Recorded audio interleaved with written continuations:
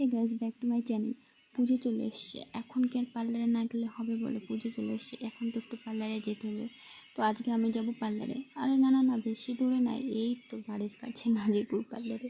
তো তোমরা দেখো, আমি পার্লারে যখন যাবো তোমাদেরকে অবশ্যই বলবো। বাজারে যেতে হয়ে গেছি, এখন বাজে প্রায় 3:30। আমি এখন যাচ্ছি বাজারে, কারণ আমাদের এদিকে বৃষ্টি হয়েছে একটু আগে, প্রচুর পরিমাণে বৃষ্টি হয়েছে, যার জন্য আমার যাওয়ার কথা ছিল একটা সময়। এখন প্রায় 2:30 বাজে। আমি এখন যাবো, যেতে যেতে তোমার সঙ্গে কথা বলছি। দেখো, আমি আর আমার ফ্রেন্ড চলে গেছিলাম আজকে পার্লারে, যেহেতু সকালে বলেছিলাম পার্লারে যাব। তো আমার ফ্রেন্ডও এসেছিলো পার্লারে, তো পার্লারে গিয়ে দুজন বসে পড়েছিলাম। বসার পরে আমাদের দেখো মাথায় একটা বেল্ট দিয়ে দিল, ওইটা কাপড়ের বেল্ট। তো তারপরে আমার ফ্রেন্ডের মুখ নিয়ে ওদের নাড়াচাড়া শুরু হয়ে গেল। মুখে দেখো চুলের মতো কি একটা দিয়ে বসিয়ে রেখেছে, মনে হচ্ছে পুরো বাঁদরের মতো লাগছে। বাঁদরের মতো মুখটা নিয়ে বসেছিলাম অনেকটা টাইম, তারপর ওটা শুকিয়েছে, তারপর ওটা ধুয়ে দিয়েছে।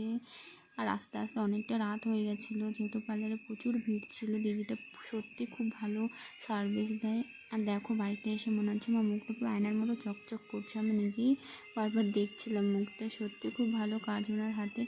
তো তোমরা যেতে চাও প্লিজ চলে যেও।